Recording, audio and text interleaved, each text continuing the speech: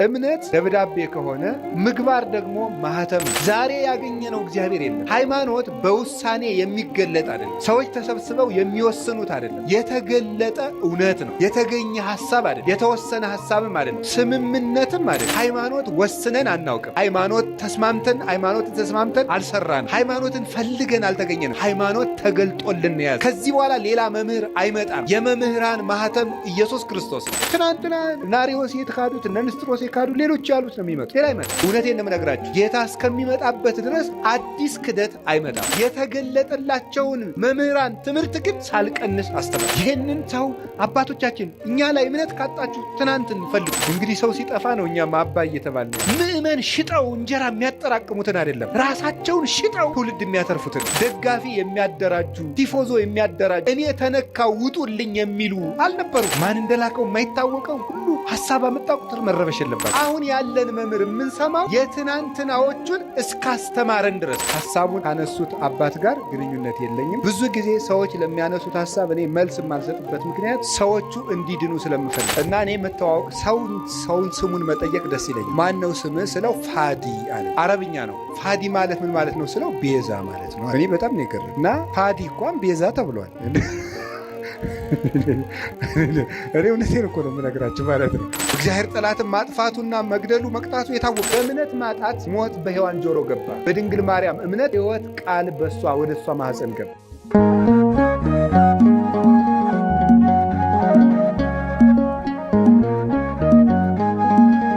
በስመ አብ ወወልድ ወመንፈስ ቅዱስ አሐዱ አምላክ። በስመ አብ ወወልድ ወመንፈስ ቅዱስ አሐዱ አምላክ። በስመ አብ ወወልድ ወመንፈስ ቅዱስ አሐዱ አምላክ። ቅድመ ዓለም የነበረ ይህንን ዓለም በካህሊነቱ የፈጠረውን ዓለም በቸርነቱ የሚመግብ ሥጋችንን ለብሶ ተዋህዶ ተሰቅሎ ሞቶ ያዳነን ፈጣሪያችን መድኃኒታችን ኢየሱስ ክርስቶስ በልቡናችን አስበን በአንደበታችን ተናግረን ስለማንፈጽመው ቸርነቱ ከባሕሪ አባቱ ከአብ ከባሕሪ ሕይወቱ ከመንፈስ ቅዱስ ጋር አንድ ለምትሆን መንግሥቱ ክብር ምስጋና ይግባው። የእናታችን የቅድስት ድንግል ማርያም ረድኤቷ የቅዱሳን መላእክት፣ የቅዱሳን ነቢያት፣ የቅዱሳን ሐዋርያት፣ የሰማዕታት፣ የጻድቃን፣ የደናግል፣ የመነኮሳት ረድኤታቸው ከእኛ ጋር ትኑር። ሊቃውንተ ቤተ ክርስቲያን፣ ካህናት፣ አባቶች፣ ዲያቆናት፣ ወንድሞች፣ የእግዚአብሔር ቤተሰቦች ሁላችሁ አንድ አምላክ በሚሆን በአብ በወልድ በመንፈስ ቅዱስ ስም እንደምን ዋላችሁ? ተሰቅሎ ሙቶ ሰላምን ደስታን የሰጠን ፈጣሪያችን ስሙ የተመሰገነ ይሁን። በመካከላችን ተገኝቶ እንዲያስተምረን ቅዱስ ፈቃዱ ይሁንልን።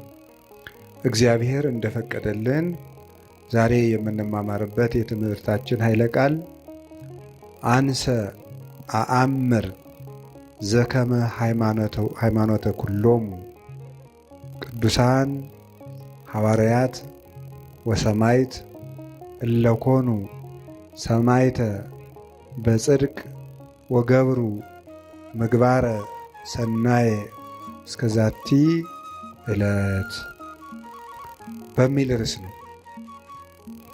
ወደ አማርኛ አጠር አድርጌ መሀል ላይ አንድ ነገር አንስቼ ልንገራቸው። እኔ መልካም ሥራ እንደሰሩ አባቶቼ አምናለሁ በሚል ርዕስ ነው የምንማማረው። እስኪ በሉ እኔ በሉ። መልካም ሥራ እንደሰሩ አባቶቼ አምናለሁ። እስኪ በሉ እኔ በሉ። መልካም ሥራ እንደሰሩ አባቶቼ አምናለሁ። ሶስተኛ እኔ መልካም ሥራ እንደሰሩ አባቶቼ አምናለሁ።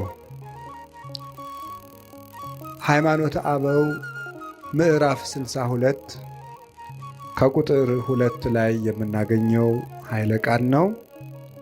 ቃሉን የተናገረው ቅዱስ ዮሐንስ አፈወርቅ ነው የተናገረው።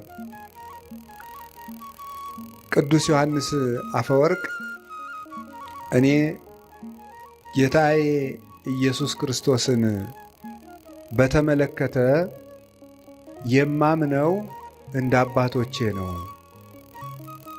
እምነትህ እንደማን ነው ቢባል እንደ አባቶቼ ነው። እነዚህ አባቶችህስ እነማን ናቸው ብላችሁ ብትጠይቁኝ ሐዋርያት፣ ሰማዕታት፣ የእውነት ምስክር ሆነው መከራ የተቀበሉ እና እስከ ዛሬ ድረስ መልካም የሰሩ ቅዱሳን ናቸው ይላል። እንግዲህ ቅዱስ ዮሐንስ አፈወርቅ ሕይወቱን ታውቁታላችሁ።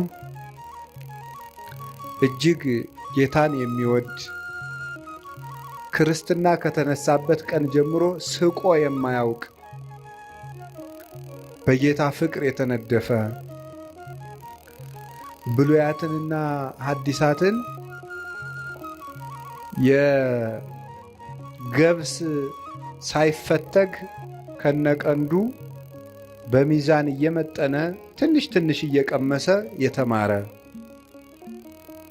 በዋሻ በበዓት ተከቶ ብሉያትን ሐዲሳትን ከተማረ በኋላ ሲጸልይ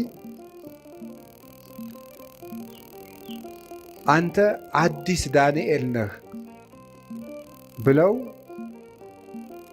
ጴጥሮስና ጳውሎስ መጥተው የመሰከሩለት በራእይ አስተምር። ቅዱስ ጴጥሮስ መጥቶ ውጣና አስተምር፣ ለእኔ የተሰጠኝን ጌታ የሰጠኝን የመንግሥት ቁልፍ እንካ። ቅዱስ ዮሐንስ ወንጌላዊም ወንጌልን እየተረጎመለት ያስተማረ ከቅድስና የደረሰ ፍጹም አባት ነበረ። ነቢዩ ዳንኤል ሕልምን ለናቡከደነጾር ሕልሙን ሳይነግረው ተርጉሞለታል። የጠፋበትን ሕልም ትንቢተ ዳንኤል ላይ እንደምትመለከቱት ናቡከደነጾር ሕልም አይቶ ሲጠፋው ዳንኤል ሕልሙንም ትርጉሙንም ነግሮታል። ቅዱስ ዮሐንስ አፈወርቅ ደግሞ ንጉሡ በአንድ ርዕሰ ጉዳይ ይጨነቅ ነበርና የዚያን ጥያቄ መልስ ተርጉሞ ነግሮታል። የንጉሡ ጥያቄ ምንድን ነበረ? ኢያእመራ ዮሴፍ እስካመ ወለደት ወልደ ዘበኩራ፣ ዮሴፍም የበኩር ልጇን እስከምትወልድ ድረስ አላወቃትም የሚል ነው። የማቴዎስ ወንጌል ምዕራፍ 1 ላይ ያለ ዮሴፍም የበኩር ልጇን እስከምትወልድ ድረስ አላወቃትም የሚለውን ንጉሡ ይጨነቃል። አወቀ በመጽሐፍ ቅዱስ እገሌ እገሊትን አወቃት ማለት ሴትና ወንድ አንድ በሚሆኑበት ግብር አንድ ሆኑ ማለት ነው። ታዲያ እመቤታችንን ዮሴፍ የበኩር ልጇን እስከምትወልድ ድረስ አላወቃትም ማለት ከዚያ በኋላ አውቋታል ማለት ነው እያለ ንጉሡ ይጨነቅ ነበረ። ከዕለታት አንድ ቀን ንጉሡ ቴዎዶሲዎስ ጥያቄው መምህሩን ዮሐንስ አፈወርቅን ሲያገኝ ጥያቄው ይጠፋዋል። ሲሄድ ትዝ ይለዋል። ከዕለታት አንድ ቀን ተጫዋተው ሲለያዩ መምህር አንተን ሳገኝህ ጥያቄ ይጠፋኛል፣ ከሄድክ በኋላ ይረብሸኛል አለ። ምንድን ነው ጥያቄ? ጥያቄውን ነገረው። የበኩር ልጇን እስክትወልድ ድረስ አላወቃትም ማለት ከዚያ በኋላ አወቃት ማለት ነው አለው። አይ አይደለም፣ እስክትወልድ አላወቃትም የተባለበት ምክንያት እመቤታችን ጌታን የወለደች ዕለት 5 ነገሮችን አይቶ ዮሴፍ የአምላክ እናት መሆኗን ተረዳ ማለት ነው። እስከዚያ ድረስ ግን አላወቃትም። ቢነገረውም አምላክ ከዚያ በፊት ሰው ሆኖ ስለማያውቅ ዮሴፍ ያንን መረዳት የሚችልበት አቅም አላገኘም ነበረ። የልደት ዕለት ግን ሰብአ ሰገል መጥተው ሲገብሩ፣ እረኞች ሲያመሰግኑ፣ መላእክት ሲያመሰግኑ፣ ብርሃን በቤተልሔም ሲገለጥ፣ ኮከቡ በሁለት መንገድ እየተጓዘ ሲመጣ አይቶ ኮከቡ መጥቶ እመቤታችን ከወለደችበት ላይ መጥቶ ሲቆም አየ። ሰብአ ሰገል 3 ነገሥታት መጥተው ሲገብሩለት አየ። ብርሃን ቤተልሔምን ሲሸፍናት አየ። እረኞች የሰማይ ምስጋና ተገልጦላቸው ሲያመሰግኑ አየ። መላእክት ከሰው ጋር ወርደው ሲያመሰግኑ አየ። ይህንን እስከሚያይ ድረስ አምላክን እንደወለደች አላወቀም ነበረ። ይህንን ነው ያላወቀው እንጂ ከወለደች በኋላ አወቀ ማለት አይደለም። አወቀ የሚለው 2 ይተረጎማል። አባ ጊዮርጊስም ይናገራል። አይምራሰ ዘሀበ ክሌፍ እና ይተረጎም። አወቃት የሚለው በ2 ይተረጎማል። ሀበ አይምሮ ወእያይምሮ፣ በማወቅና ባለማወቅ። ሀበ ሩካቤ ወኢሩካቤ፣ ወይም ወንድና ሴት አንድ በመሆናቸውና ባለመሆናቸው ይተረጎማል። በእውቀት ይተረጎማል። በእውቀት በማወቅ አዲስ ነገርን በመገንዘብ በመረዳት ይተረጎማል። አላወቃትም ማለት ወላዲት አምላክ መሆኗ ጭንቅ ሆኖበት ነበረ። ስትወልድ ግን ተረጋገጠለት ማለት ነው። በዚያውም ላይ ፍጻሜ የሌለው እስከ ነው። ዳርቻ የሌለው እስከ። ይኸውም ይታወቅ ዘንድ በመጽሐፍ ቅዱስ ፍጻሜ ያለው እስከና ፍጻሜ የሌለው እስከ አለ። ለምሳሌ እስከ አመ ትብሉ ቡሩክ ዘይመጽእ በስመ እግዚአብሔር፣ በእግዚአብሔር ስም የሚመጣ የተባረከ ነው እስከምትሉ ድረስ ሲል እስከ ይናገራል። ከዳን እስከ ቤርሳቤ ሲል እስከ አለው ወሰን ያለው ነው። ኢተመይጠ ቋ እስከ አመ ነትገ ማያ አይህ፣ የጥፋት ውሃ እስከሚጎድል ድረስ ቁራው አልተመለሰም ነበር። ከዚያ በኋላ ተመለሰ ማለት አይደለም። ፍጻሜ የሌለው እስከ ነው። ኢወለደት ሜልኮል እስከ አመ ሞተት፣ ሜልኮል እስከምትሞት ድረስ አልወለደችም። ከወለደች በኋላ ከሞተች በኋላ ወለደች ማለት አይደለም። ፍጻሜ የሌለው ሰው እገሌ እስከሚሞት ድረስ ንስሐ አልገባም ቢባል ከሞተ በኋላ ንስሐ ገባ ማለት አይደለም። ይህ ፍጻሜ የሌለው እስካለ ይህንን ለመግለጥ ነው ብሎ ተረጎመል። ዳንኤል ለናቡከደነጾር የጠፋበትን ህልም እንደተረጎመለት አንተም የጠፋብኝን ጥያቄ ተርጉመህልኛል፣ አዲሱ ዳንኤል ነህ ብሎ የተናገረለት ከጀርባው የነበረችው የእመቤታችን ስዕልም ሰናየ ተናገርከ ዮሐንስ አፈወርቅ፣ ሰናየ ተናገርከ ዮሐንስ ልሳነ ወርቅ፣ አንደበትህ የጠራልህ ዮሐንስ ሆይ በጎ ተናግረሃል ብላ ስዕሊቱ አንደበት አውጥታ እስክትመሰክርለት ድረስ የደረሳባት ነበረ። ብሉያቱን ሐዲሳቱን ሲተረጉም የቅዱስ ጳውሎስን መልእክታት በሚተረጉምበት ጊዜ ቅዱስ ጳውሎስ ራሱ ተገልጾ እጁን ጭኖበት ይውል ነበር። በአካል በሚጽፍበት ጊዜ ቅዱስ ዮሐንስ አፈወርቅ ሹመት የማይወድ ፍጹም አባት ነው። ቅስና ሊሾም በተባለ ጊዜ ለጓደኛው ለባስሌዎስ ሲነግረው እኔ ካህን መሆን አልፈልግም ማለት። ቄሱን ሲባል ቅስና ለማምጣት ካህን መሆን አልፈልግም። ለምን? 2 ምክንያቶችን ቢያንስ ልንገራቸው። እሱ ከዘረዘራቸው ጌታ ቅዱስ ጴጥሮስን ከትንሣኤ በኋላ ተገልጦ የዮና ልጅ ስምዖን ሆይ ትወደኛለህ ሆይ ካለው በኋላ ጌታ ሆይ እንድወድህ አንተ ታውቃለህ ባለው ጊዜ እኔን የምትወደኝ ከሆነ ለፍቅር ምልክት በጣም ብዙ ጊዜያትን ጹም፣ እኔን የምትወደኝ ከሆነ መሬት ላይ ተኛ አላለውም። ያለው በጎችን ጠብቅ ነው ይላል። ካህን መሆን ማለት የክርስቶስን በጎች መጠበቅ ነው። ለክርስቶስ የምናሳየው የመጨረሻው ፍቅርም በጎቹን መውደድና መጠበቅ ነው። እኔ ለዚህ አደራ የምበቃ ሰው አይደለሁም። በዚያውም ላይ አስበው የሚያድሩ በጎችን መጠበቅ አልችልም። ክርስቶስ የሞተላቸውን በጎች አስነጥቃለሁና ብሎ እምቢ ብሎ ተገዶ የተሾመ ሰው ነው። ዛሬው ደግሞ ተመልከቱ። ተገዶ እንኳን እንኳን ከዚያ በላይ ያለውን ኤጲስቆጶስነት፣ ጳጳስነት፣ ፓትርያርክነት ሊመኘው ይቅርና ቅስና እንኳን አይገባኝም፣ እንዴት የክርስቶስን በጎች እኔ መጠበቅ እችላለሁ ብሎ ጵጵስና ደግሞ ከዚያ በላይ ያለ ዕዳ ነው። አባ መቃርዮስ የሚባል አባት ጳጳስ ሆኖ ለእናቱ ሂዶ የው ጳጳሱኝ እናቴ አላት። እንዲሁ ነከማይህ ሙተ ተገንዘህ ባይህ ይሻለኝ ነበር አለች። ለምን እናቴ ሲላት ቀድሞ የምትጠየቅ በራስ ኃጢአት ብቻ ነበር፣ አሁን ግን በሕዝብ ኃጢአት ጭምር ትጠየቃለህ አለችው። ሰዎች አንረዳው።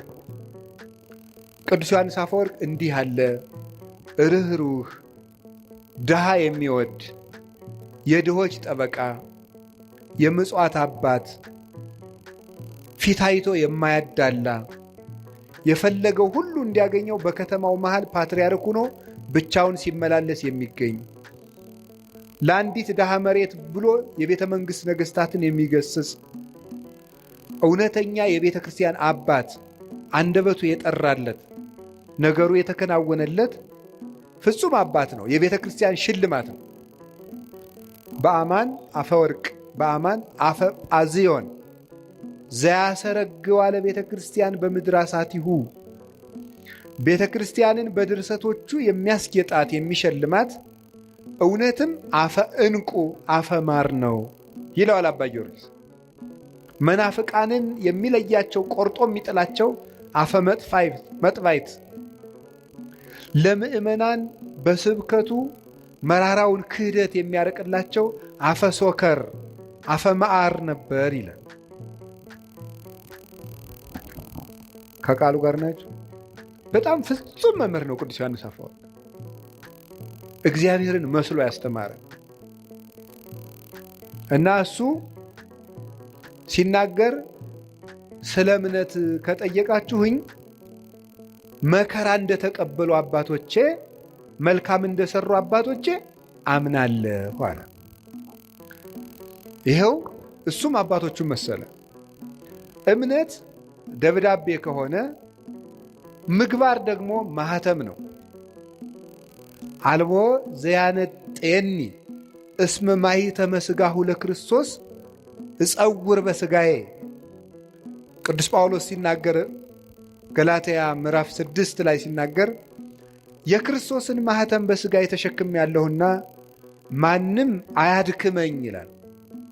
የክርስቶስ ማህተም ያለው በክርስቶስ ስም መከራ መቀበል፣ በክርስቶስ ስም ያመኑ ለዘመኑም ቅርብ የነበሩ በሱ ሕግ ጸንተው ምግባር የሰሩ ለምግባራቸውም መከራ የተቀበሉ እነዚህ እውነተኛ መምህራን እነዚህ ናቸው አለ።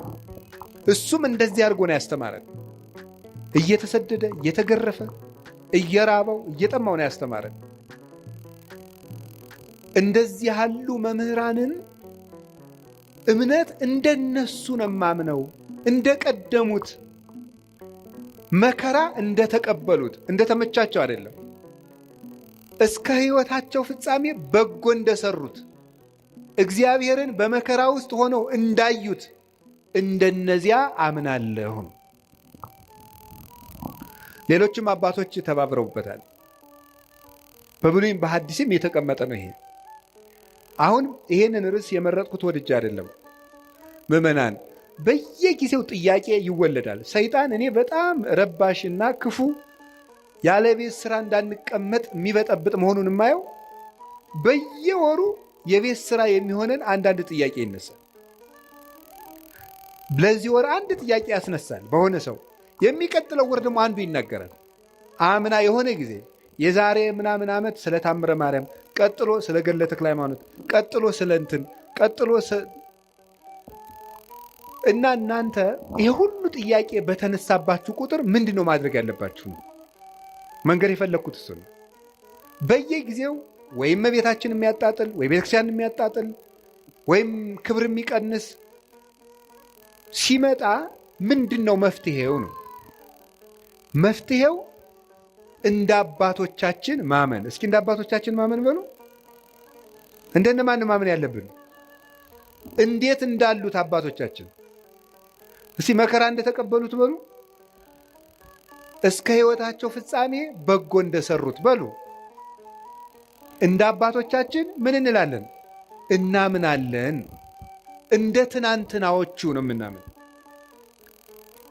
ዛሬ ያገኘነው እግዚአብሔር የለም። ሃይማኖት በውሳኔ የሚገለጥ አይደለም። ሰዎች ተሰብስበው የሚወስኑት አይደለም። የተገለጠ እውነት ነው። የተገኘ ሐሳብ አይደለም። የተወሰነ ሐሳብም አይደለም። ስምምነትም አይደለም። የተገለጠ እውነት ነው። እግዚአብሔር ተገልጧል፣ አይተነውማል። ከሱ ጋር የበላን የጠጣን እኛ ነን ይላል ቅዱስ ጳውሎስ። በብዙ ነገር ወበብዙ መክፈልት አይዳአ እግዚአብሔር ለአበዊነ በነቢያቲሁ እምትካት። እግዚአብሔር በብዙ ኅብረ ትንቢት፣ በብዙ ኅብረ መልክ፣ በብዙ አነጋገር፣ በብዙ ጎዳና ለአባቶቻችን በነቢያት ከቀድሞ ጀምሮ ተናገረ። ወለነሰ በዳሃሪ መዋይል ነገረነ በወልዱ ወቦቱ ፈጠሮ ለኩሉ ወረሰዮ ወራሴ ኩሉ ዘውቱ ጸዳለ ስባቲሁ አምሳለ አራያሁ ዘይእህዝ ኩሎ በኃይለ ቃሩ።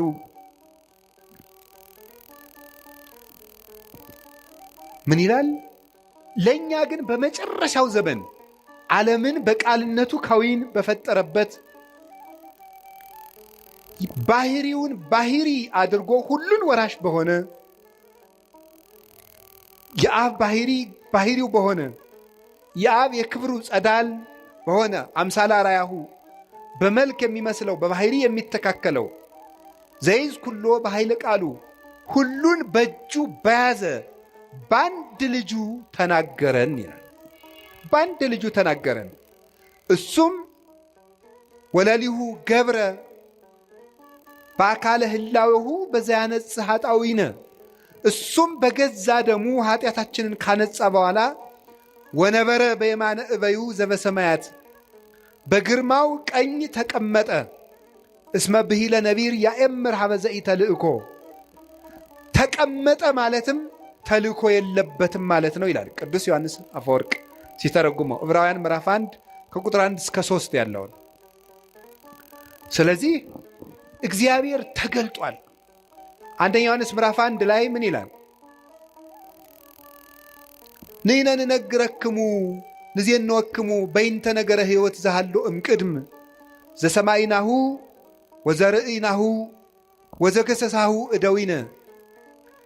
እኛ ግን በጆሮአችን የሰማነውን በዓይናችን ያየነውን በእጃችን የዳሰስነውን የሕይወትን ቃል እንነግራችኋለን ይላል። እግዚአብሔር ተገልጧል።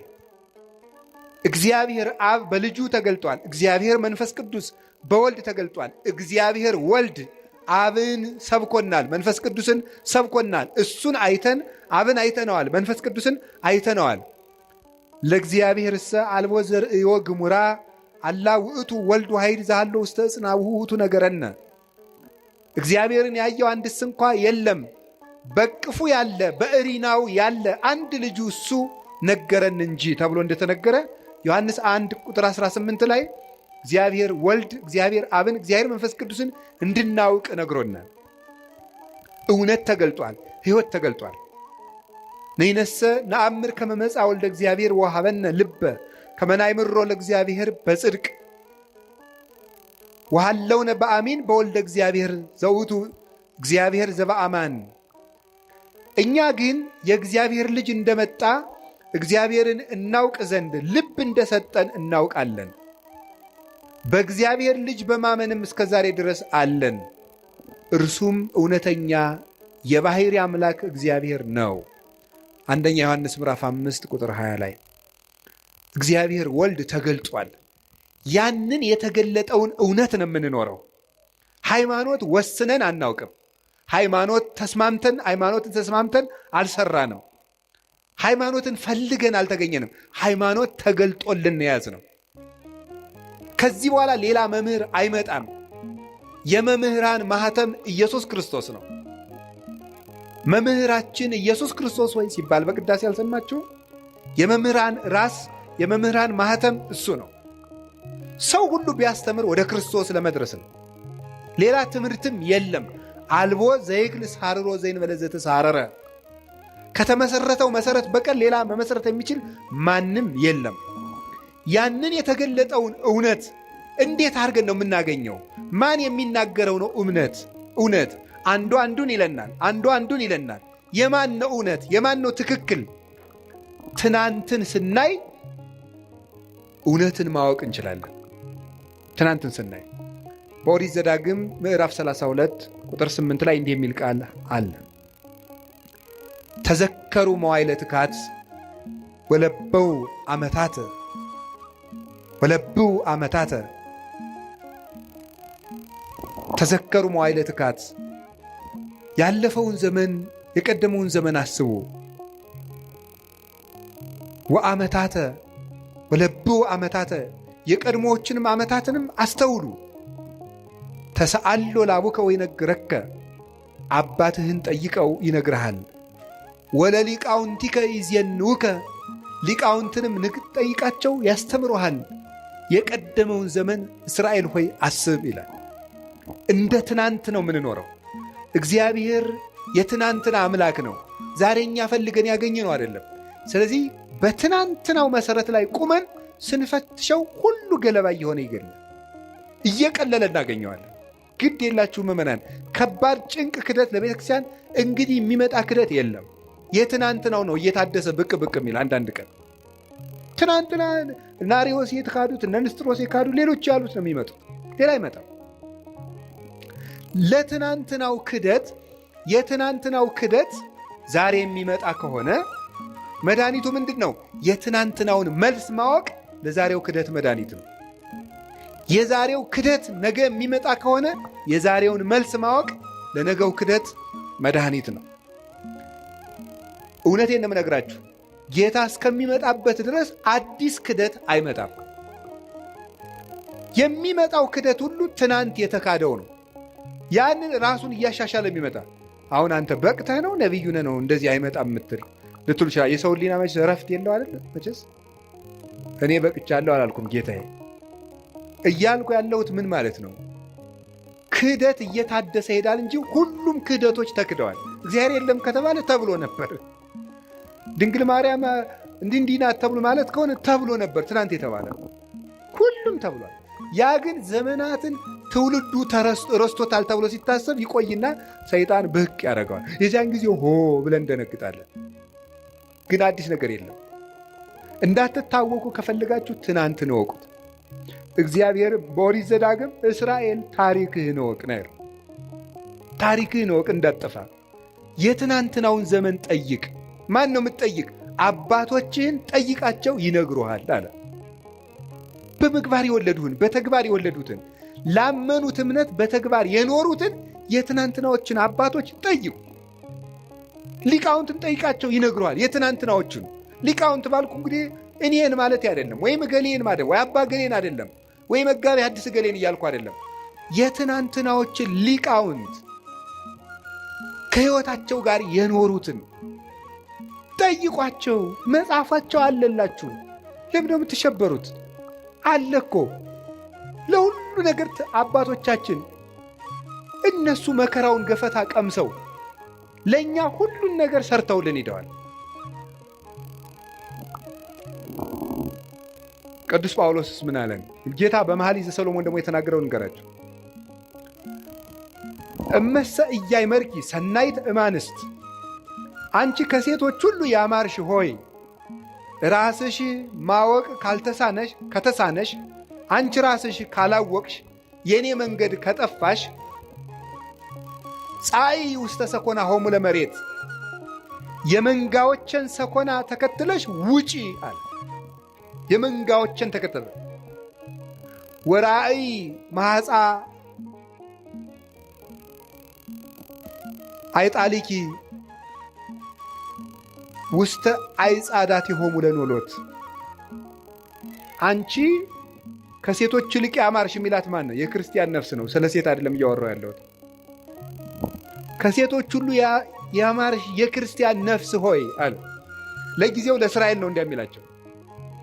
አንቺ ራስሽ የኔን መንገድና ትክክለኛውን የእምነት ዕውቀት ማወቅ ካቃተሽ ጻኢ ውስተ ሰኮና ሆሙ ለመሬት፣ የመንጋዎችን ሰኮና ተከትለሽ ውጪ አለ።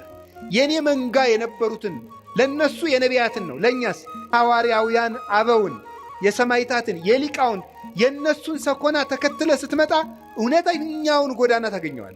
ወራይ ማሐሳ ጣሊኪ ውስተ አይጻዳት የሆሙ ለኖሎት የፍየል ግልገሎችሽንም በረኞቹ ድንኳን አጠገብ አሰማሪያቸው ማለት ልጆችሽን በነቢያት ጉባኤ፣ በሐዋርያት ጉባኤ፣ በሊቃውንት ጉባኤ በጉባኤያቸው ዳርቻ አውያቸው ይላል።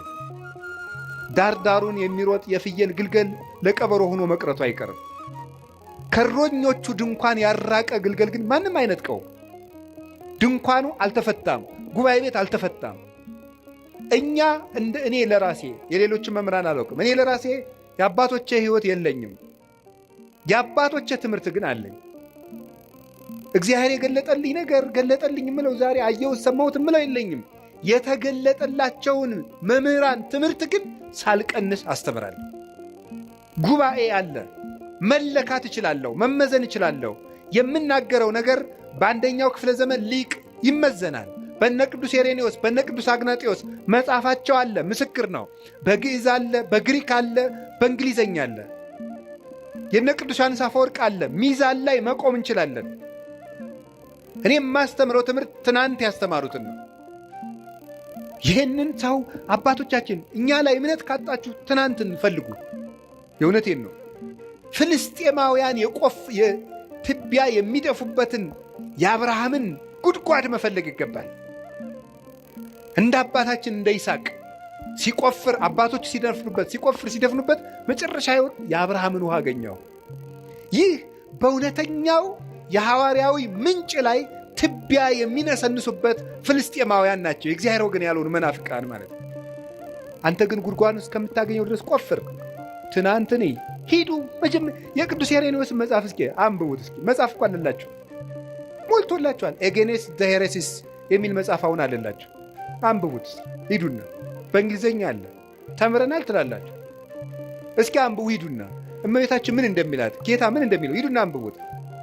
የነ ቅዱስ አግናጤዎስን መጽሐፍ እዩት አለላችሁ። አይ ቁጭ ብሎ እኮ ነው እንዴ መጽሐፍ ቅዱስን እነሱ መጽሐፍ ቅዱስ ከጠቀስክ እኮ መጽሐፍ ቅዱስ የሰበሰበው ሊቅ ትምህርት ማመን አለብህ። መጽሐፍ ቅዱስን በጥብቅና የጠበቀው ቅዱስ ሄሬኔዎስ ነው። ቅዱስ ሄሬኔዎስ ሰብስቦ እንዲጠርዝ ያደረገው መጽሐፍ ቅዱስ እየጠቀስክ ሄሬኔዎስ የሚያምነውን ክርስቶስ፣ ሄሬኔዎስ ያመናትን ማርያም እንደ ሄሬኔዎስ ማስተማር አለብህ። ትናንትን ነው የምናየው ዘመዶች። ግልገሎችሽን በረኞቹ ድንኳን አጠገብ አሰማሪ። ልጆቻችሁን የት ነው የምታሰማሯቸው ዛሬ? እውነቴን ነው። ጉባኤያችሁን ፈልጉ፣ መምህሮቻችሁን እወቁ። ጉባኤ ቤት እኔ የጉባኤ ቤት መምህር ስለሆንኩ አይደለም፣ ጉባኤ ቤት ስለሚባል ነገር እወቁ። የእውነቴን ነው የምነግራችሁ። መምህሮቻችሁን ማወቅ አለባችሁ። አጥኑ እስኪ። የኢትዮጵያ ቤተ ክርስቲያን የትምህርት ሰንሰለቷ ምንድን ነው ብላችሁ እስኪ ጠይቁ። አንድ ሰው በአንድ ዘመን ላይ የሆነ ትምህርት ይዞ ብቅ ሲል በምንድን ነው የምንለካው? ትናንት ስንል ሉተርም ትናንት ነው፣ ሊዮንም ትናንት ነው፣ 451 ላይ ግን ከዚያ በፊት የነበሩት ከዚያም ቀጥሎ ያሉት የትናንትናውን ያረሱ የትናንትናውን ያረሱ ሲሄድ ከነቢያት ሰንሰለት የሚደርስ እንደዚያ የሆነ እንደሆነ ነው። ቅዱስ ጳውሎስ ደግሞ ምን አለ? ተዘከሩ መኳንንቲክሙ ዘነገሩክሙ ቃለ እግዚአብሔር። የእግዚአብሔርን ቃል የነገሯችሁን ዋኖቻችሁን አስቡ። እነማንን አስቡ? ዋኖቻችሁን አስቡ። የትናንትና ዋኖች አሉን እኛ መሰረት የሆኑ ዋኖችን በጉባኤ ኒቅያ ዋና የነበሩት እነ ቅዱስ አትናቴዎስ፣ በጉባኤ ቆስጥንጥንያ ዋና የነበሩት እነ ቅዱስ ጢሞቴዎስ፣ በጉባኤ ኤፌሶን ዋና የነበሩት እነ ቅዱስ ቄርሎስ፣ እነ ቅዱስ ዮሐንስ አፈወርቅ፣ እነ ቅዱስ ሳዊሮስ ዘስሙናይን፣ እነ ቅዱስ ሳዊሮስ ዘአንጾኪያ አሉ። የትናንትናዎቹ በየርዕሰ ጉዳዩ አሉላችሁ። የሚያበጥሯት እመቤታችን የባሕርያችን መመኪያችን፣ ትምክህታችን፣ ምልክታችን እንደሆነች ንስጥሮስን ጳጳሱን ቁጭ አድርጎ የሰበከው የቅዱስ ጵሮቅለስ ትምህርት ወይም የቅዱስ ኤራቅሊስ ትምህርት አለላችሁ። በእንግሊዝኛ አለ፣ በግዕዝ አለ፣ በአማርኛ አለ። አሁን የምናገረው ራሱ አልዋሽም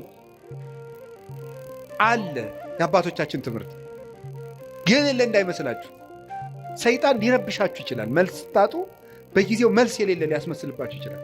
እኔ አሁን በየጊዜው ይህንን ርዕሰ ጉዳይ እያልኩ አይደለም መልስ የምሰጣችሁ። ለአጠቃላይ ለሚነሳ ስህተት ቀድማ ቤተክርስቲያኒቱ ይዛው ከቆየችው ትምህርት ያፈነገጠ ሲመጣ እናንተ ወደ ትናንት ዘወር ማለት ነው። ስለዚህ የእግዚአብሔርን ቃል የነገሯችሁን ዋኖቻችሁን አስቡ። ዕብራውያን 13:7 እንዳትረሱ። ዋኖቻችሁን አስቡ። ችግር ሲገጥማችሁ ዋኖቻችሁን አስቡ። ዋና መሰረቶቻችን እንዴት ነው ዋኖቻችን የምናውቀው? እንዘትር የእዩ ሰናየ ግዕዞሙ፣ መልካሙን ስራቸውን እያያችሁ ምሰሏቸዋል። መልካሙን ስራቸውን እያያችሁ ምሰሏቸው። ለእምነታቸው የኖሩ ናቸው። እምነት ሲከብዳቸው፣ ተግባር ሲከብዳቸው በእምነት ያመካኙ አይደሉም። ክርስቶስን ለመውደዳቸው ምግባር መስራት ሲያቅታቸው ክርስቶስ ስለሚወደኝ ምግባር አያስፈልገኝም የሚሉ ለስጋቸው ጠበቃ የቆሙ አይደሉም።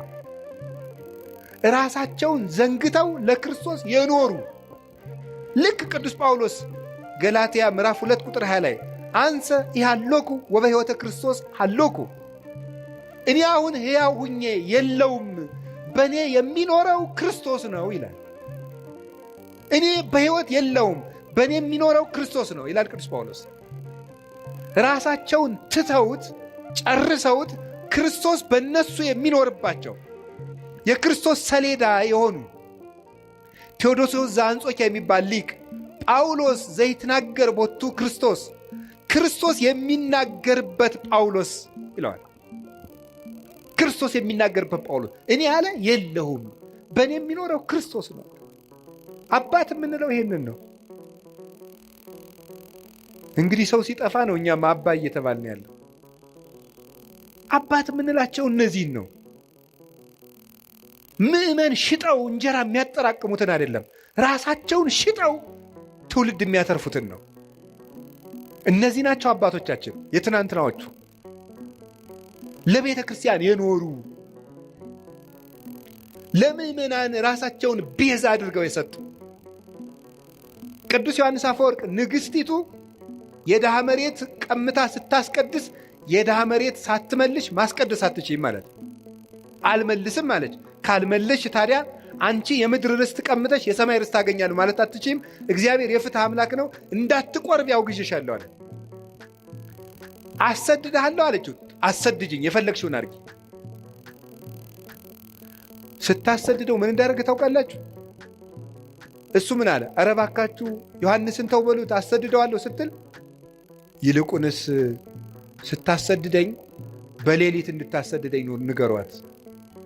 ምዕመናን መምህራችን አናሰድድም እያሉ ከእሷ ጋር ጠብ ገጥመው እንዲሞቱብኝ አልፈልግም ማለት። እንዲህ ነበሩ መምህሮቻችን። ደጋፊ የሚያደራጁ፣ ቲፎዞ የሚያደራጁ፣ እኔ ተነካው ውጡልኝ የሚሉ አልነበሩም። መምህሮቻችን እነ ቅዱስ ቄርሎስ እነ ቅዱስ ዮሐንስ አፈወርቅ ለበጎቻቸው የሚሞቱ ነበሩ። እነዚህ ናቸው መምህሮቻችን። እነዚህን ነው ማሰብ። ማን እንደላከው የማይታወቀው ሁሉ ሐሳብ አመጣ ቁጥር መረበሽ የለባቸው። መምህሮቻችን እነዚህ ናቸው።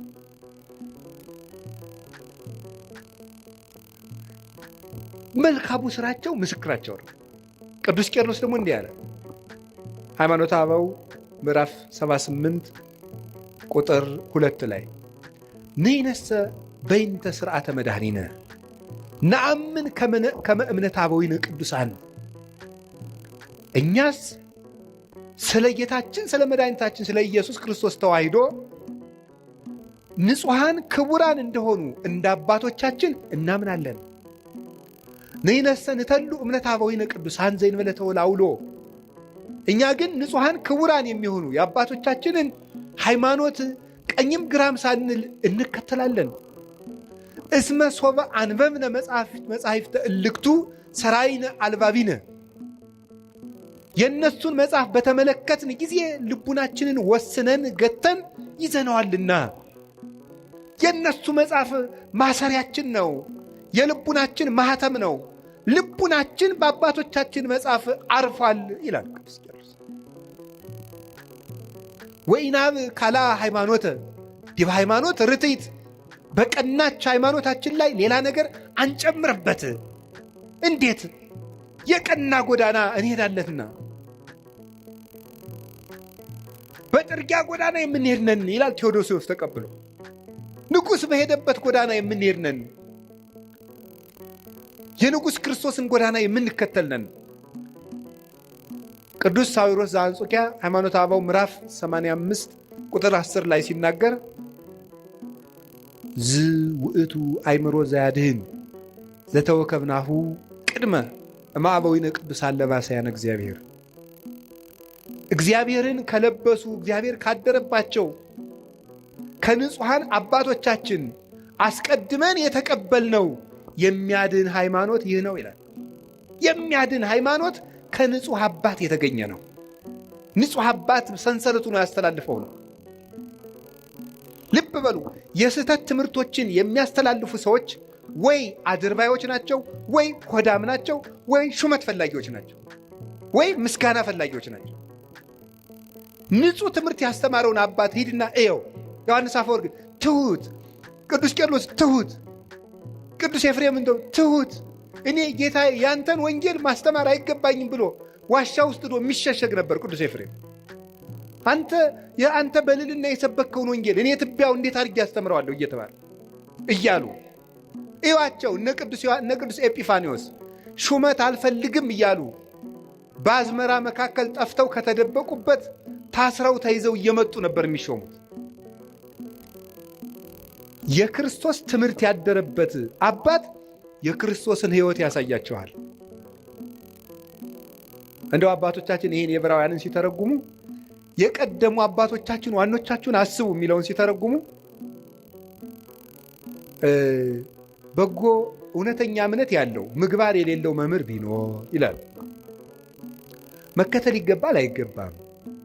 ምግባር ያለው አንደበቱ የለሰለሰ ሃይማኖቱ የጠመመ አባት ቢኖር መከተል ይገባልን ቢሉ ይላሉ። ይሄን አይገባም፣ በለሰለሰ ምግባሩ እያታለለ ወደ ክህደት ያደርሳልና። የሃይማኖቱ የቀና መምህር ግን ከሆነ ምግባር እንኳ ባይኖረው እያደር ይሰራዋል ይላሉ። አሁን ላለው አሁን ያለ መምህር ታዲያ ቅዱስ ካልሆነ አንስማው ብትሉ እናም እንዲያማ ከሆነ እኔ ማርፌ እቀመጣለሁ።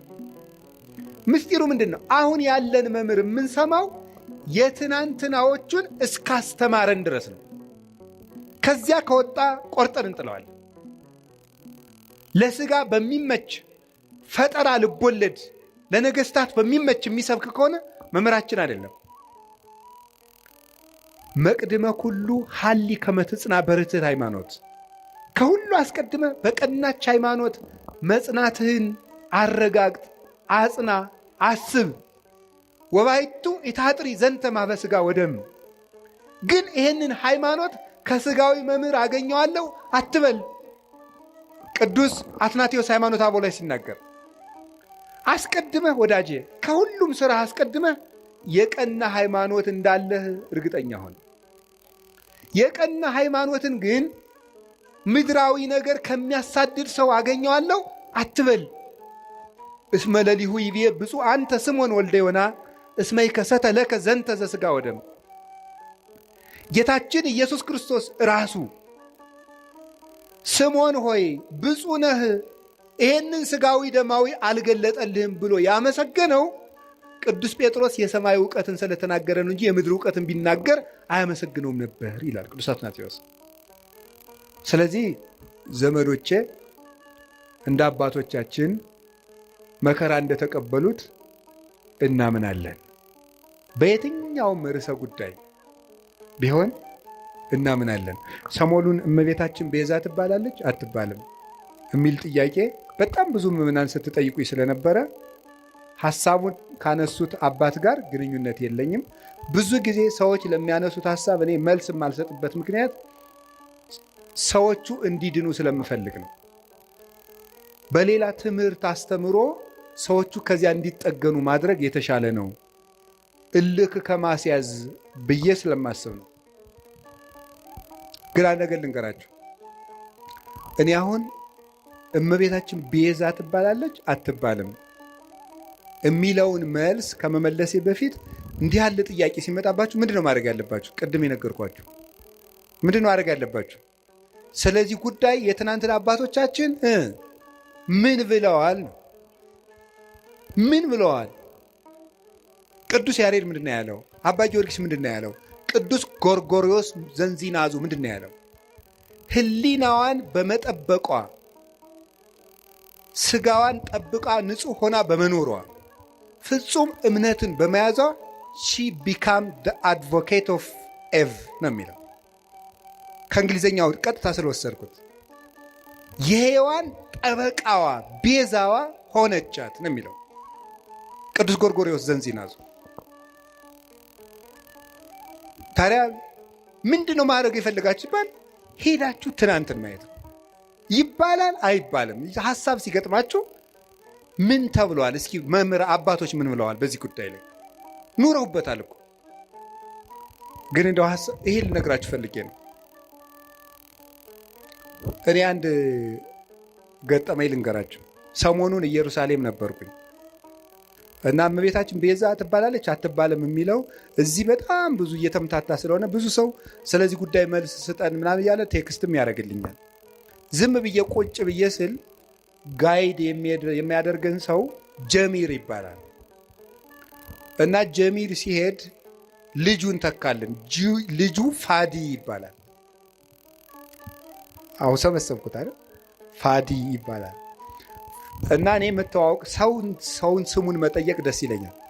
ማን ነው ስምህ ስለው ፋዲ አለኝ። አረብኛ ነው። ፋዲ ማለት ምን ማለት ነው ስለው ቤዛ ማለት ነው አለኝ። እኔ በጣም ነው የገረመኝ። እና ፋዲ እንኳን ቤዛ ተብሏል። እኔ እውነቴን እኮ ነው የምነግራችሁ ማለት ነው።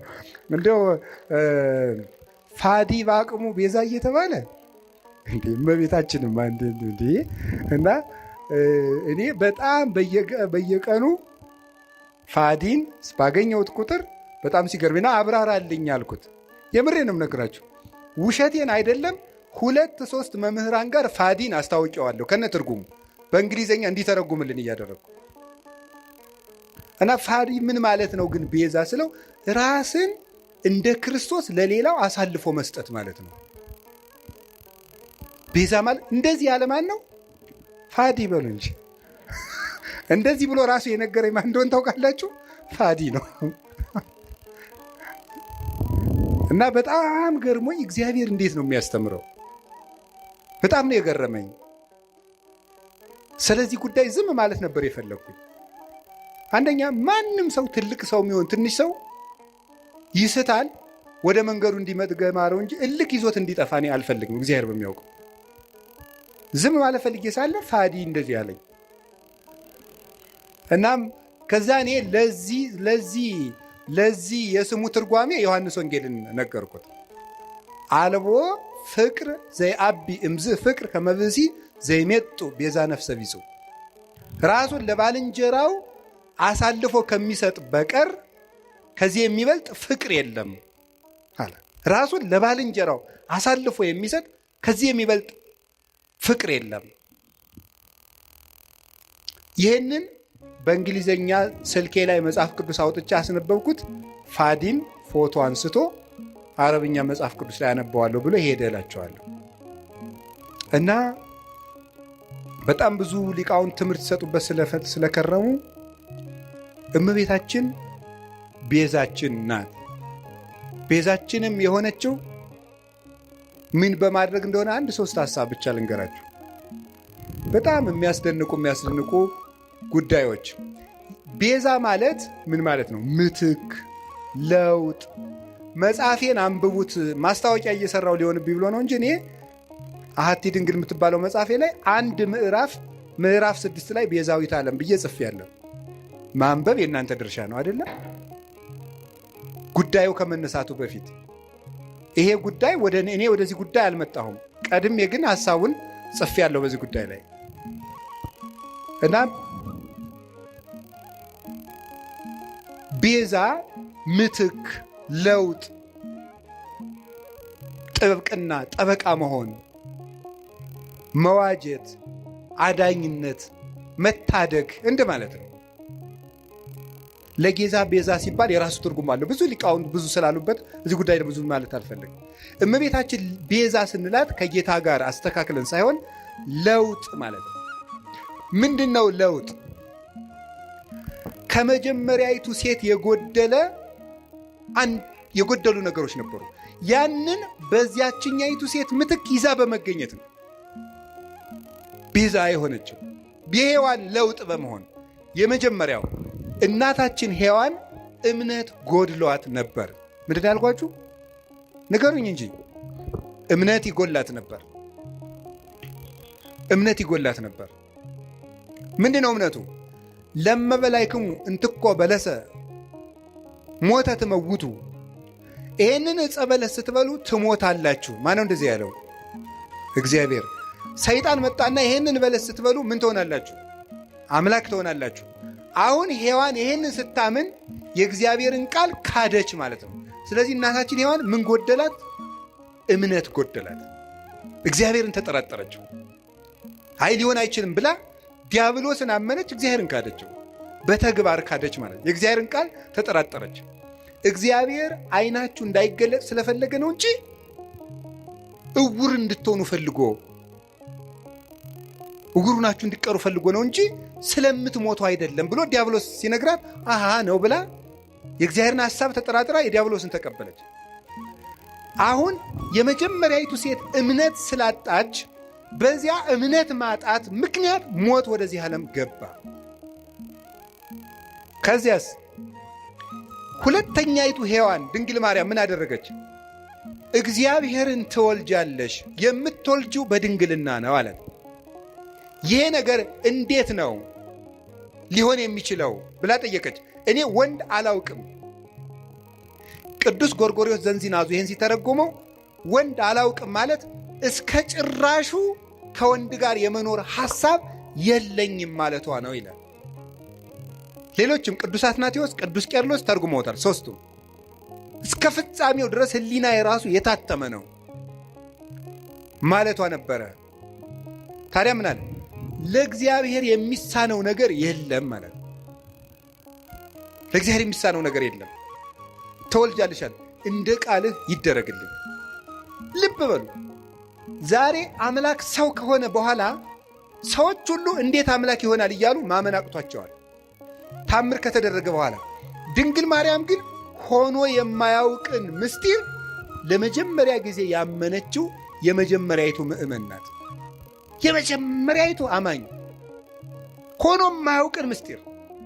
እስራኤል ባህር ቢሸገሩ አይደንቅም። ይሄ ኖህ በውሃ ላይ ሲንሳፈፍ ስለተነገረ እናውቀው የለም። ደመና ከሰማይ ህብስት ቢያወርድ አይደንቀንም። ይሄ እግዚአብሔር መጋቢ ነው፣ ባዶዋን መሬት እንድታበቅል አድርጓታልና። ፈርዖን ቢሰጥም እሱም አይደንቀንም። እግዚአብሔር ጠላትን ማጥፋቱና መግደሉ መቅጣቱ የታወቀ ነው። የሚደንቀን ግን ድንግል እንደሆነች መጽነሷ፣ ድንግል ከወለደች በኋላ ድንግል መሆኗ፣ ሴት አምላክን ወልዷ መታቀፏ ግሩም ነው። ይሄ አይኑ መንክር ዘይደሉ ከመናንክር።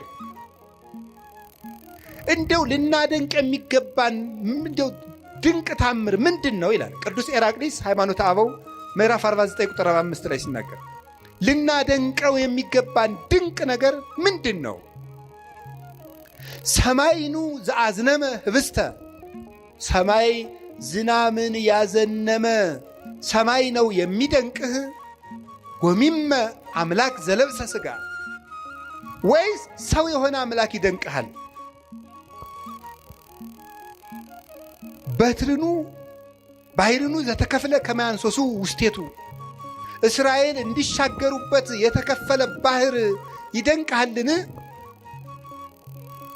ወሚመ ድንግል ዘወለደት ዘይንበለ ዘር ወምድረ ወለደት ተረክበ ማኅተመ ድንግልናሃ። የተከፈለው ባህር ያስደንቅሃል ወይስ ያለ ዘር የጸነሰች ያለ ወንድ ዘር የወለደች ከወለደች በኋላ ድንግልናዋ ታትማ የምትኖር ሴት ትደንቅሃለች? አንተ አይሁዳዊ ለመትብለኒ ምን ትዑቱ ታምራት ዘተገብረ በኀቤክሙ፣ በእናንተ ዘንድ የተደረገ ታምራት ምንድን ነው? እስኪ ታምር ንገረኝ። ክርስቲያኖች የምትመኩበት ምን ታምራላችሁ የምትለይ ከሆነ ምን ትዑቱ ጽንስ ዘይንበለ ዘር ወወሊድ ዘይንበለ መወልዲት ወምድረ ወለደት ተረክበ ማኅተመ ድንግልና። አንተ ያለ ዘር መጽነስ ምንድን ነው? ከወለደች በኋላ ድንግል መሆን ምንድን ነው? ኮኩኒ ዛንቃ ማየ ውሃ ያፈለቀ አለት ይደንቅሃልን? ወሚመ መስቀል ዘቀደሰ ዓለመ፣ ወይስ ዓለምን የቀደሰ መስቀል ይደንቅሃል? ምን ትዑቱ ስርቀተ ስብሐተ እግዚአብሔር፣ የእግዚአብሔር ብርሃን በቤተልሔም መገለጡ ምንድን ነው? ስብሐተ ኖሎት የእረኞች ምስጋና ምንድን ነው? ወውረተ ኮከብ በክሌፍና ኮከቡ ከሰው መሃል እየተሰወረ ብቻውን እየተገለጠ መሄዱ ምንድን ነው? ሐዊር በውስተ ባሕር እንዘ ይርህስ ሀገሪሁ፣ እግሮቹ ሳይረጥቡበት በባህር ላይ መራመድ ምንድን ነው? ሐዊረ አንካሳን የአንካሶች መሮጥ ምንድን ነው? የሙታን መነሳት ምንድን ነው? ተገሰጽ እምዝንቱ ታምር ወስግድ ለዘተሰቅለ። ይህን ታምር አይተህ አንተ ሰው ተገሰጽ፣ ተማር፣ ለተሰቀለው አምላክም ስገድ ይላል። ታምር ይሏችኋል የድንግል ማርያም ማኅፀን። ይህን የሚደንቀን ሁኖ የማያውቅን ነገር ያመነች ብፅዕት ኤልሳቤጥም እንዲህ ነበር ያለቻት፣ ብፅዕት አንቲ እንተ ተአምኒ ከመ ይከውን ቃል ዘነገሩኪ፣ ከእግዚአብሔር ተልከው የነገሩሽ ቃል እንደሚሆን የምታምኝ አንቺ ብፅዕት ነሽ። ያመንሽ አንቺ ብፅዕት ነሽ። ሔዋን የሌላትን እምነት ይዛ በመገኘት የሔዋን ጠበቃዋ ድንግል ማርያም ናት፣ ቤዛዋ ናት። አንድ ሁለተኛስ ድንግል ማርያም ይዛው የተገኘችው አንድ ድንቅ ነገር አለ። እሱ ምን እንደሆነ ታውቃላችሁ? ትህትና ይባላል። ሔዋን ምን አደረገች መስላችሁ? አምላክነትን ነው የተመኘችው አይደል? በለስን ስትበላ አምላክነትን መመኘት የትዕቢት የመጨረሻው ነው። ድንግል ማርያም ከዛሳ ሊቃውንት ሲተረጉሙላሉ መስላችሁ? ትህትና ዘይት ነው፣ መንፈስ ቅዱስ ወይም የመንፈስ ቅዱስ ጸጋ መብራት ነው ይላሉ። ዘይቱ ሲያልቅ መብራቱ ምን ይላል? ይጠፋል። ትህትና ከሰው ሰውነት ሲጠፋ መንፈስ ቅዱስ ከሰው ምን ይላል? ይርቃል። አዳምና ሔዋን የትህትናቸው ዘይት ሲያልቅባቸው የመንፈስ ቅዱስ ብርሃን ከነሱ ራቀ። ራቁታቸውንም ሆኑ። በለስም ቅጠል ቆርጠው አገለደሙ አዳምና ሔዋን። ድንግል ማርያም እሳ የአምላክ ተፈሥሒ ፍሥሕት ኦ ምልዕተ ጸጋ እግዚአብሔር ምስሌኪ፣ ደስተኛይቱ ወይ ደስ ይበልሽ ሲላት እንዲህ ያለ ሰላምታ ለሴት ይገባል? ለእኔ ይገባኛል? ለፍጡር አለች። ተመልከቱ ትሕትናዋን። በሔዋን ባለቀው ዘይቷ በኩል ሞት ወደዚህ ዓለም ገባ። ትሕትናን በተሞላችው እውነተኛይቱ የሕይወታችን ማሰሮ በድንግል ማርያም በኩል መንፈስ ቅዱስ መጣ። ዘይቱ ካለ መብራቱ እንደሚኖር ትሕትና ካለበት መንፈስ ቅዱስ ይኖራል እና ይሄ እንዴት ያለ ሰላምታ ነው ባለች ጊዜ ጸጋን የተመላሽ ሆይ ያሰኘት ይሄ ነው። ሙሉ ናት እመቤታችን። ትሕትና የጎደላትን የእናቷን ትሕትና ይዛ በመገኘት የሔዋን ቤዛዋ ናት። በትሕትናዋ ትሕትና አያችሁ ዘመዶች፣ በእምነት ማጣት ሞት በሔዋን ጆሮ ገባ። በድንግል ማርያም እምነት ሕይወት ቃል በሷ ወደ እሷ ማኅፀን ገባ። በሔዋን እምነት ትሕትና ማጣት ሞት ወደ እኛ ገባ። በድንግል ማርያም ትሕትና ሕይወታችን ክርስቶስ ከእሷ እንዲወለድ ሆነ። የትሕትናዋ በር ነው አምላክ ልጇ ይሆን ዘንድ ወደ እሷ እንዲወርድ ያደረገው። ትሕትና የቅድስና ሁሉ መሠረት ነውና ከቃሉ ጋር ናችሁ። ንጽሕናዋስ ብትሉ ምን ይላል መሰላችሁ? ድንግል ማርያም ምንድን ነው የምትባለው? የእግዚአብሔር ምንድን ነው የምትባለው? በሉ እንጂ ከተማ በሉ እንጂ። የእግዚአብሔር ምን መዝሙር 86 ስላለ ይህንን እነ ቅዱስ ኤፍሬም እነ ቅዱስ ያሬድ የእግዚአብሔር ከተማ አምልተው እና አባ ጊዮርጊስ አምልተው አስፍተው ተርጉመውታል።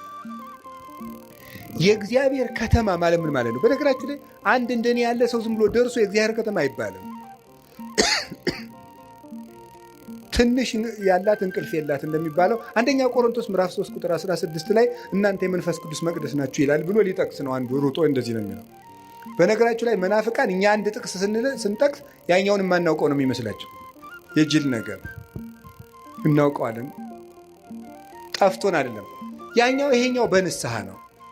የእግዚአብሔር ከተማ የተባለችው ምን ማለት ነው? ከእግዚአብሔር ውጭ ወደ እሷ ምንም ነገር ገብቶባት የማያውቅ ማለት ነው። የሚያስደንቅ እኮ ይሄ በድንግልና መጽነሷን ብቻ አይደለም፣ ሕሊናዋ ውስጥ ራሱ ከእግዚአብሔር ውጭ ምንም ሐሳብ ገብቶባት የማያውቅ። አይገርማችሁም?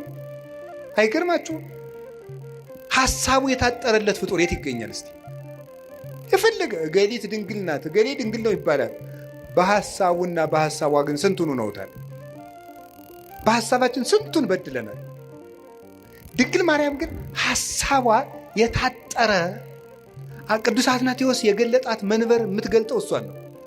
መኑ ውእቱ ዘከማከ ዘከለለ መንበሮ በእሳት፣ አቤቱ መንበሩን በእሳት ያጠረ እንዳንተ ያለው ማን ነው?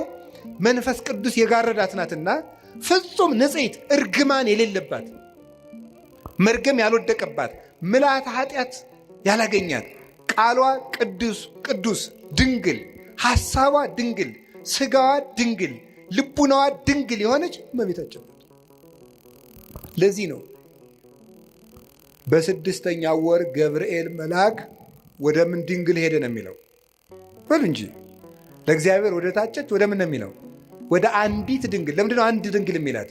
እንደሷ ያለ ድንግልና ያለው ማንም የለም። ሥጋው ድንግል ቢሆን አፉ አይደለም፣ አፉ ድንግል ቢሆን ሐሳቡ ድንግል አይደለም። ሁሉ የተሞላላት እመቤታችን ናት።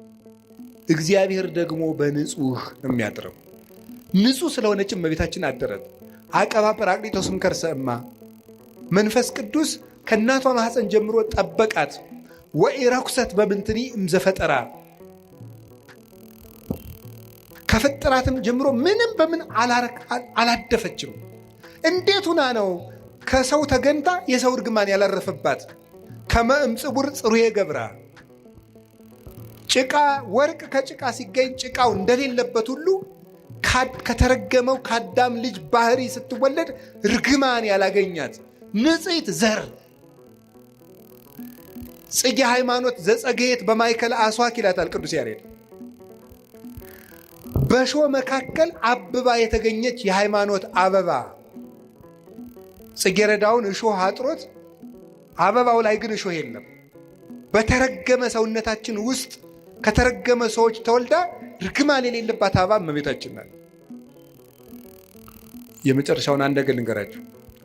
እመቤታችን ሔዋን ምን አላደረገችም? ድንግል ነበረች። ይሄን ያስተማረው ማን ነው?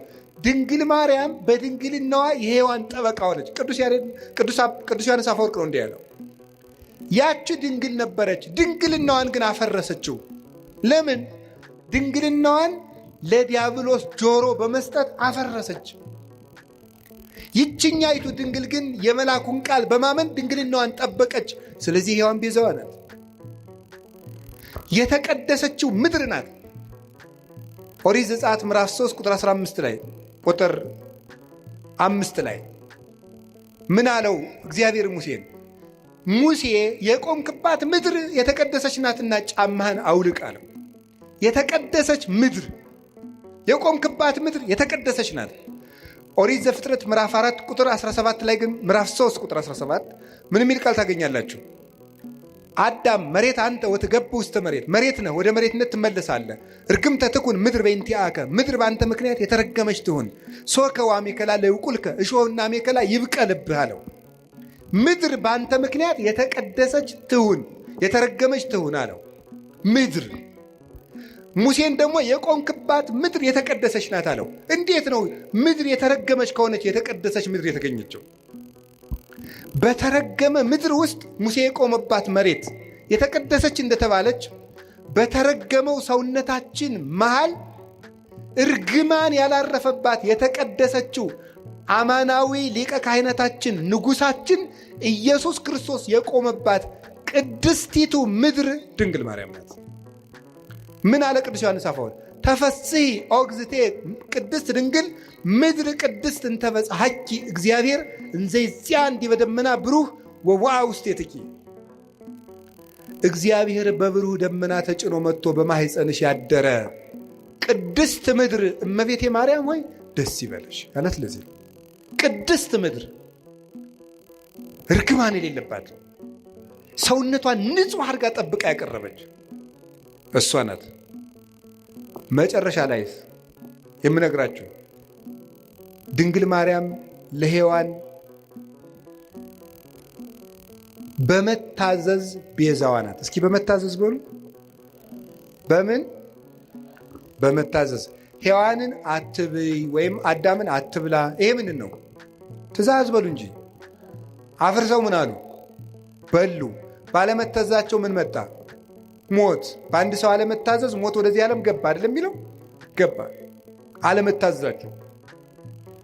ይችኛይቱ ድንግልስ እውነተኛይቱ ድንግል ማርያም እሷሳ ምንድናት? ታዘዘች። አምላክን ትወልጃለሽ፣ እሺ ይደረግልኝ። መታዘዝ። ቀጥሎስ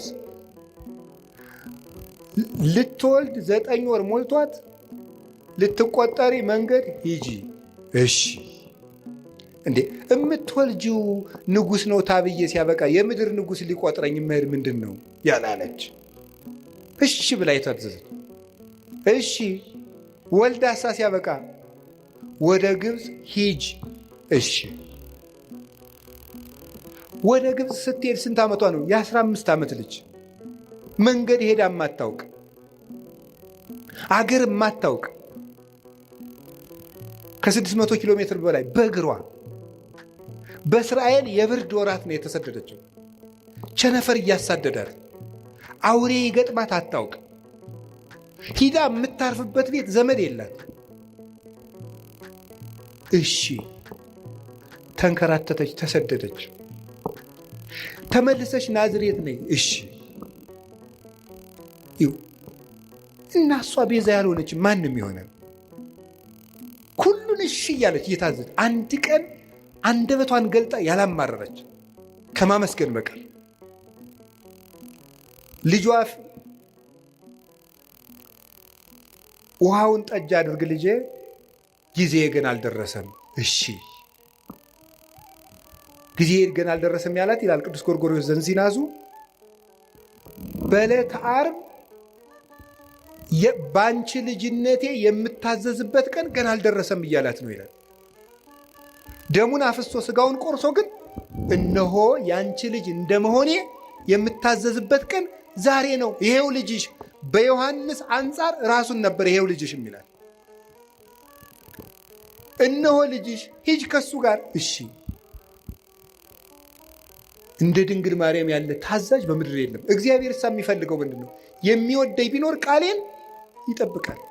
ቃሉን በመጠበቅ ለሔዋን ቤዛ ሁና አምላክ እንዲያድርባት የአምላክ እናት ለመሆን የበቃች እመቤታችን ቅድስት ድንግል ማርያም እምነቷን፣ ትህትናዋን፣ ታዛዥነቷን፣ ፍጹም ድንግልናዋን፣ ንጹሕ ሕዋሳቷን ይዛ በመቅረብ ለልብሰተ ሥጋ የሔዋን ቤዛዋ ናት።